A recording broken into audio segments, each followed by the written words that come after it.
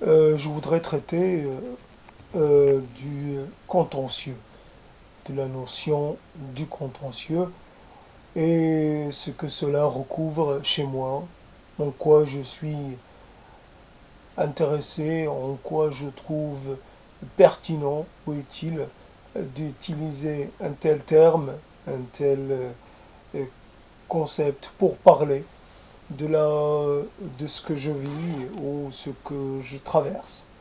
Le contentieux, évidemment, il y a plusieurs types de contentieux. Je ne parlerai pas des contentieux territoriaux. Par exemple, j'aurais pu très bien parler de ce qui se passe en Afrique du Nord. Cela n'a pas le caractère d'urgence. Donc, fondamentalement, pour essayer d'introduire des éléments plus personnels, je vais travailler sur un contentieux beaucoup plus large et globalisant que celui du contentieux, si on peut partir de cette base, partir de cette hypothèse qu'il y a un contentieux avec la France et que ce contentieux doit être réglé d'une manière ou d'une autre.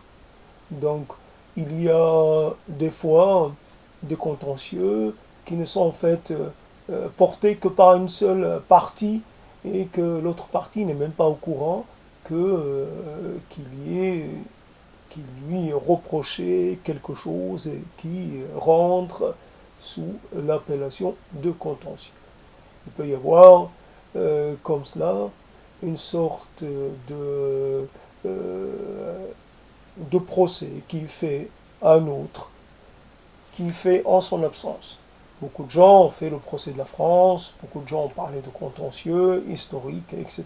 Certains ont parlé de contentieux économique, ont parlé d'exploitation pendant la période de la présence française au Maroc, d'autres ont parlé dans d'autres situations, d'autres pays, ont parlé de la nécessité de réparation, qu'il fallait réparer les atteintes aux biens et aux personnes qui se sont produites pendant la période de domination de la France. Des réparations, on en connaît pour ce qui est entre l'Allemagne et un pays que je ne nommerai pas. Donc, cela est possible. Je sais qu'il n'y a pas eu de réparation, à ma connaissance, entre le Japon et la Chine. Et que quelque part, c'est c'est cela, évidemment, donc c'est des contentieux beaucoup plus, comment dire, qui sont même, qui survivent quelque part, qui sont, qui se, qui sont, comment dire, qui sont plutôt, j'allais dire, appropriés, que des générations nouvelles s'approprient, utilisent pour, et que donc ces contentieux sont transgénérationnels et que la génération qui quelque part était en légitimité de poser la question, euh, comment dire, passe le flambeau à une autre qui, elle, n'est pas concernée directement, mais quand même se trouve euh, en position de digne héritière de cette affaire. Donc ce contentieux avec la France, il est, il est il date d'un certain nombre de décennies. Quelque part, il se fait de plus en plus discret, de plus en plus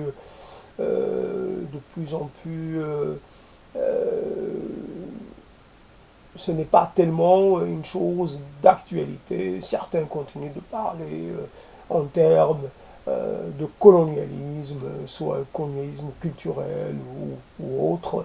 Certains continuent d'utiliser ces catégories-là, ce qui, je ne sais pas, c'est assez pertinent, si quelque part utile, d'avoir recours à une vision comme cela, une vision euh, qui, euh, qui crée des antagonismes là où peut-être il n'y en a plus. Il y a peut-être une domination française sur le Maroc, mais elle n'est pas très flagrante. Il y a aussi de la part des gens une certaine appropriation, une certaine, comment dire, habitation de l'horizon symbolique, culturel, etc. français. Il y a aussi de la part des anciennes dominés comment dire, il y a eu donc des mouvements qui se réclament et quelque part dans un processus de multi-référencement, de multi-appartenance, de multi-pôles. Personne ne peut aujourd'hui parler, dire, avancer la thèse qu'on n'appartient qu'à un seul horizon politique, économique, culturel, et qu'il y a interpénétration des horizons, interpénétration des références, interpénétration des intérêts, et avec la circulation des personnes, et cela rend comment dire, cela accentue les terrains de rencontre et crée des proximités là où auparavant il n'y avait que de la séparation. Les gens font partie du présent de la France et feront obligatoirement partie de son futur. Donc parler du contentieux, c'est quelque part vouloir raviver des guerres ou des conflits ou des tensions qui n'ont pas grand, grand rapport avec le présent. Voilà, donc quelque part, faut-il... je sais que cette thèse peut prêter à polémique et à contestation, comme toutes les thèses. C'est aussi une approche. Il n'y a pas de thèse qui puisse revêtir un caractère de quelque part un caractère de, de pertinence ou de telle qu'elle ne laisse la place à aucune autre thèse. Toutes les thèses sont sur le même pied d'égalité, à condition que les arguments qui les sous-tendent soient des arguments d'un certain poids et qu'on ne fasse pas intervenir des a priori ou des positions de principe juste parce que cela nous arrange. Nous devons aussi voir la réalité telle qu'elle est et voir que la réalité n'est pas quelque chose de statique, que les rapports entre les gens, entre les groupes, entre les pays, entre les peuples changent, se modifient, qu'il y ait obligatoirement naissance de nouvelles configurations, et ces configurations permettent d'installer de nouveaux rapports, pas d'égalité au sens strict, mais il y a un mouvement vers une certaine égalité, une certaine équité, une certaine, comment dire, acceptation de l'autre, de ses qualités et de la, comment dire, et voilà. Et donc fondamentalement, donc si j'évacue un peu la question du contentieux avec la France, qu'est-ce qui me reste? C'était l'idée de départ au niveau, pour parler du contentieux, était de parler de contentieux que j'ai peut-être avec moi-même. Mais est-ce que c'est pertinent de parler de contentieux dans les affaires non réglées qu'on a avec soi-même, dans les fautes, les fautes ou les erreurs qu'on a faites?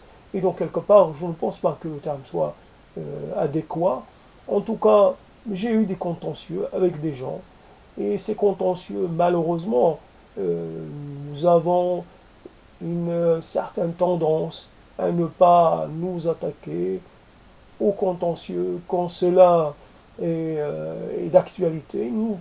Nous laissons passer le moment de l'explication, le moment de la discussion, le moment aussi de l'interpellation, et nous accumulons par ce biais-là plusieurs contentieux qui font que on doit s'en arranger. Seulement ces contentieux continuent d'être des moteurs invisibles qui, à l'origine de nos actions, de nos réactions, de nos attitudes. C'est pas parce que quelque chose perd le caractère de visibilité qu'elle cesse d'exister.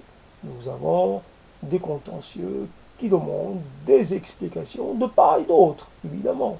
Il n'y a pas une personne qui, elle, a des choses à régler. Il y a aussi des gens qui ont des choses à régler avec nous-mêmes. Et cela est légitime. Nous faisons des erreurs, nous faisons montre d'un certain aveuglement, nous avons des positions, nous avons des paroles, nous portons du jugement qui réclament explication, éclaircissement, qui méritent aussi, peut-être qu'on les mette dans leur contexte, mais qui ne supportent pas qu'on fasse comme si elles ont cessé d'être pertinentes, comme si elles n'ont jamais existé, comme s'ils ont acquis un caractère de, euh, comme si elles étaient périmées. Il n'y a pas de contentieux qui soit périmé. Il n'y a que des contentieux qui ont été reportés et qui attendent justement d'être réglés. Du contentieux, il y a donc passage, il faudrait qu'il y ait passage à des relations plus apaisées, à des clarifications, à des relations comment dire, un peu nettoyées de tout ce reliquat de non-dit, reliquat de mésentente, reliquat de maladresse, reliquat de faute. Nous avons à faire face à cela pour nous permettre d'avoir des relations qui puissent évoluer de façon harmonieuse, des relations qui puissent donner naissance à des nouvelles configurations relationnelles, des nouvelles configurations affectives, pourquoi pas. C'est simple, mais seulement le problème, c'est quand il s'agit de quelque chose qui a un caractère de fondamentalité. Nous avons des contentieux qui n'ont pas obligatoirement ce caractère de contentieux, mais nous avons des reproches. Voilà, quelque chose qui paraît moins fort que le contentieux, nous avons des reproches à faire, à formuler, à exprimer. Seulement, le reproche qui vient très longtemps après les faits n'a plus tellement lieu d'être, seulement il est toujours là. On a envie de dire à l'autre qu'il a manqué de clairvoyance, qu'il a manqué de perspicacité, qu'il a manqué du bon geste, de la bonne parole à un moment donné, et que cela, malheureusement, a affecté tout l'avenir quelque part. Nous côtoyons peu de gens, et cette intimité ou cette proximité assez restreinte fait qu'on dépend beaucoup de la parole et de la réaction de ceux que nous côtoyons. Ils peuvent nous ouvrir des perspectives comme ils peuvent aussi nous enfermer dans un processus qui est stérile, dans une certaine absence de mouvement, un certain immobilisme, une certaine, comment dire, nous devons tout le restant de notre vie faire face, faire quelque chose avec cette opinion, avec cette action, sans pouvoir y changer quoi que ce soit. Il y a, pour des questions essentielles, il y a souvent peu de gens qui interviennent. Et donc, fondamentalement, leur parole devient un repère négatif ou positif, un repère bienvenu ou un repère malvenu, mais un repère quand même, mais un repère quand même, est un horizon indépassable. Il y a peut-être juste, pour un sujet précis, il peut y avoir juste l'accumulation ou la, euh, le, de deux paroles, et ces deux paroles suffisent pour produire une, une position. Elles conduisent soit à une absence d'action, soit à une action qui ne soit pas celle qu'on aurait voulu mener au départ. Ainsi, je ne veux pas les nommer, je ne veux nommer personne, je ne veux pas parler des sujets que j'ai en tête, et des choses fondamentales, cruciales, des choses décisives n'ont pas été faites parce que. Et c'est là où, quelque part, je peux reposer la question de la qualité de l'entourage. Il y a un entourage, obligatoirement, ce n'est pas mon entourage en moi, qui est capable de pratiquer un peu la sortie. Un entourage qui ne se sent pas, comme on dit, ne se sent pas concerné de façon proche. On peut émettre une opinion, on peut émettre une demande particulière. Ce n'est pas notre demande ou notre intervention n'est pas, évidemment, n'a pas pour objet premier de heurter. Elle peut avoir ce caractère un peu brutal, mais elle ne cherche pas à brutaliser la personne qui la reçoit. C'est parce qu'elle veut parler d'une réalité et que cette réalité demande d'utiliser parfois l'approche, parfois un langage euh, euh, un peu fort, un peu extrême. Mais comme il y a une réaction de l'autre côté, il y a comment dire, comme si la personne était, elle, comment dire, il n'y a pas une capacité à aller au-delà de ce qui apparaît, de ce qui est premier. Comprendre les motivations, comprendre le désir caché derrière la manifestation un peu troncière. Donc, l'outrancier s'explique. L'outrancier peut être géré. Une personne d'une certaine qualité doit pouvoir euh, regarder de façon froide, de façon rationnelle, de façon détachée, une question.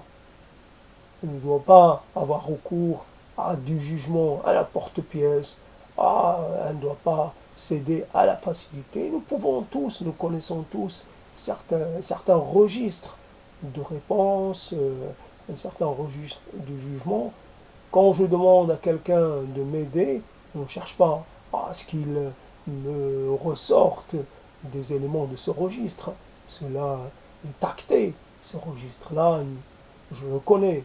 Ce registre-là, j'y ai accès moi-même. J'ai besoin, par contre, j'ai besoin d'une réponse originale, d'une réponse qui puisse être en rapport avec la question posée, qui est ce caractère d'innovation, une, une réponse qui puisse me permettre de sortir de l'impasse. Souvent, il y a, euh, il y a le sentiment d'être devant une réalité quelque part oppressante, une réalité difficile, une réalité,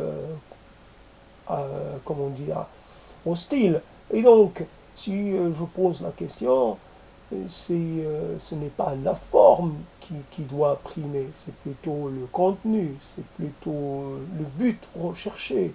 Je peux utiliser les formes qui peuvent paraître choquantes, maladroites, excessives, mais mon but n'est pas de rester au niveau de la forme, c'est d'aller au-delà. Ainsi, quand il s'agit donc de questions vitales, que ce soit pour ce qui est de l'avenir d'une personne ou l'avenir de son entourage, des questions qui peuvent quelquefois avoir un caractère d'intimité. Or, c'est cette histoire de l'intime. Donc, comment on gère les frontières de l'intime? Il y a des gens qui disent que certains sujets ne les regardent pas parce qu'ils rentrent dans le cadre de l'intime.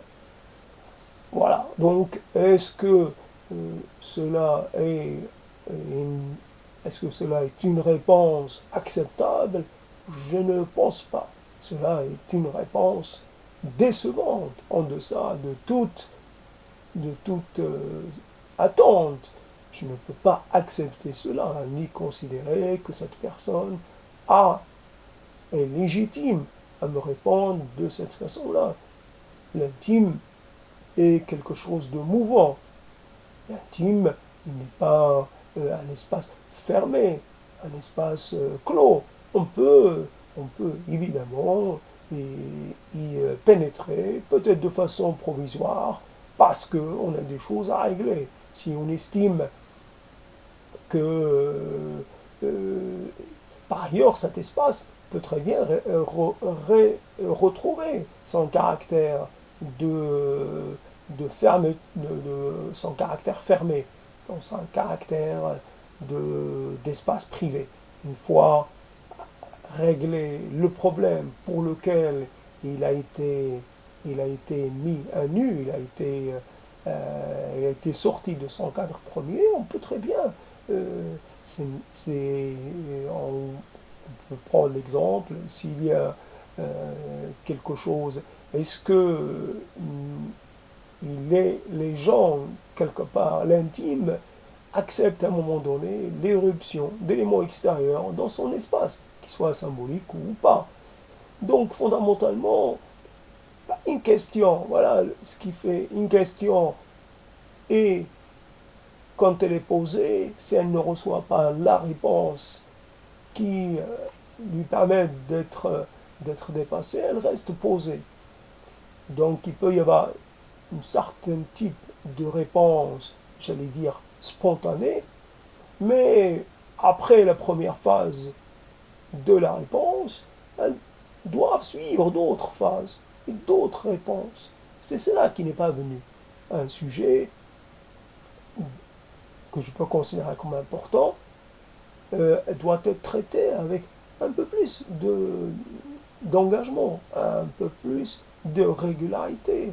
Ce n'est pas une seule réaction, une seule, comment dire, qui doit être, on doit parler, reparler, tant que le sujet est devant nous, tant que le sujet a besoin de notre parole, de l'investissement, de nos capacités mentales, etc., nous devons être, comment dire, cohabiter, cheminer avec ce problème jusqu'à ce qu'on ait pu le faire avancer.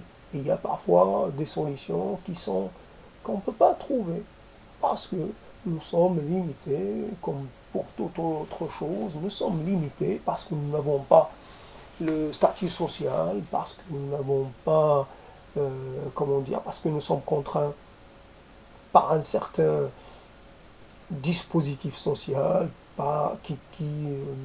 qui empêche, qui interdit toute transgression, toute tentative de dépassement. Et une fois qu'on a vraiment traité de cela, une fois qu'on est arrivé dans cet obstacle impossible à franchir, on peut très bien accepter notre défaite, accepter qu'on soit dans l'incapacité à avancer.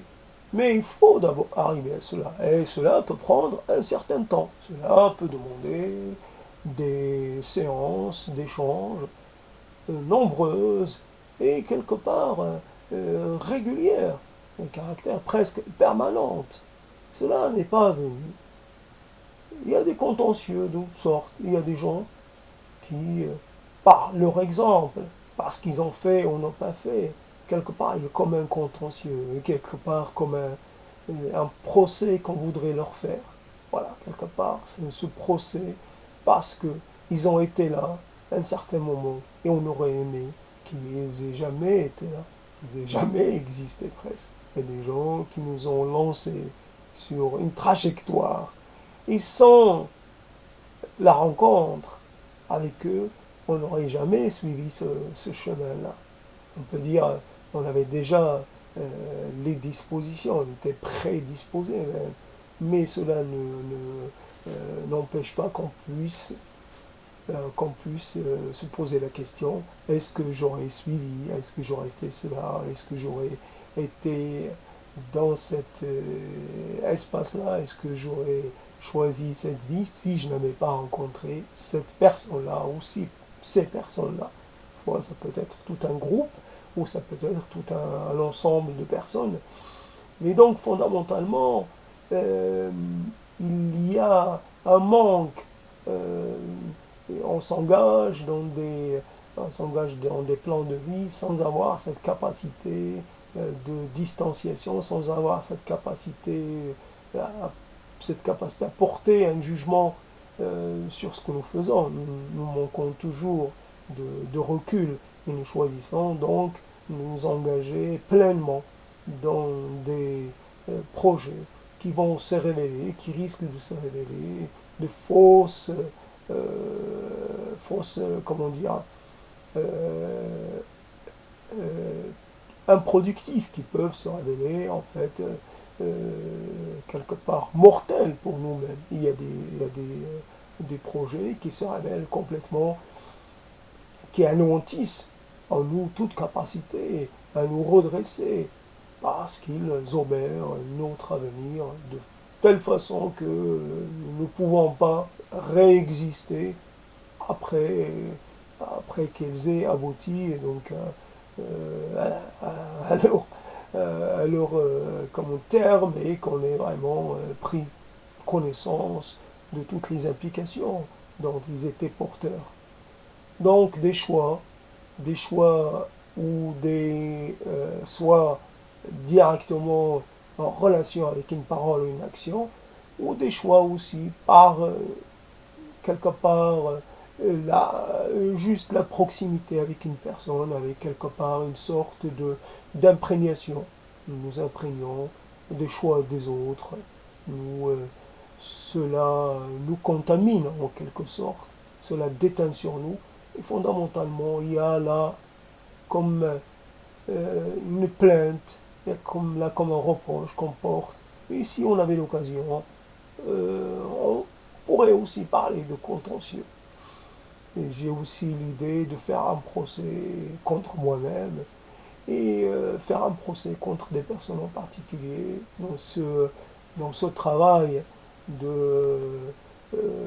pour essayer de dégager mes horizons, essayer de voir à quel moment j'ai manqué de la qualité qu'il fallait pour faire le bon choix, à quel moment je n'ai pas été bon, à quel moment j'ai entamé ce processus de perdition.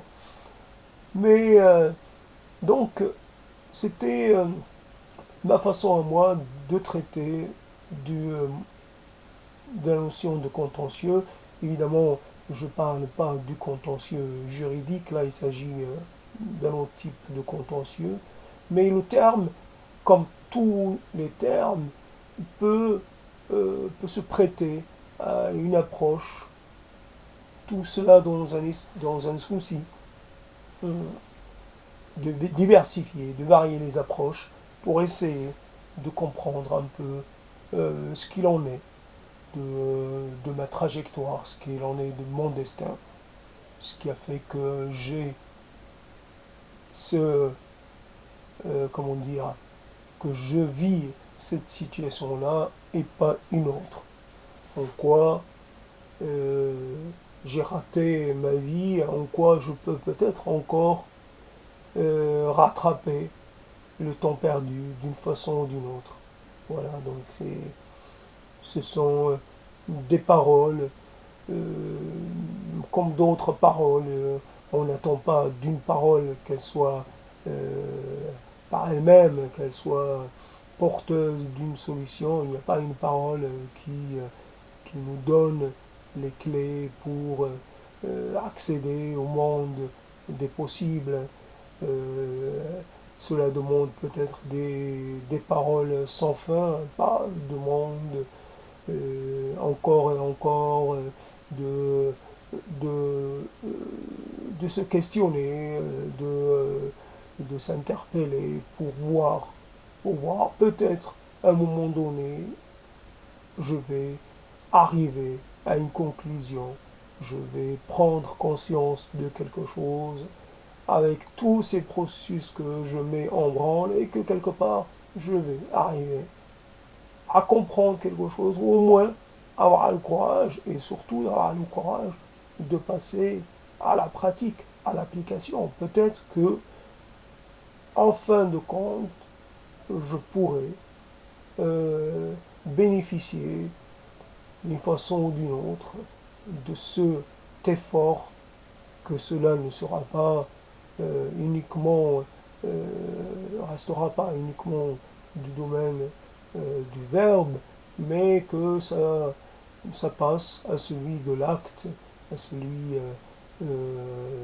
à celui de la prise de décision, à celui de, euh, comment dire, euh, comme disent certains, le passage à l'acte, c'est-à-dire l'exercice de la volonté, l'exercice de la capacité ou des capacités que j'ai encore.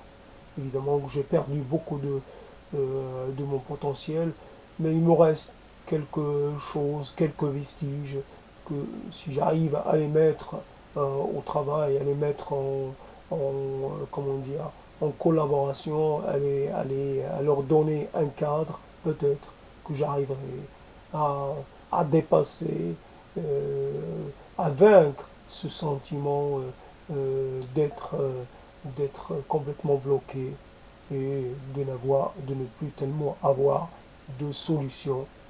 Et voilà.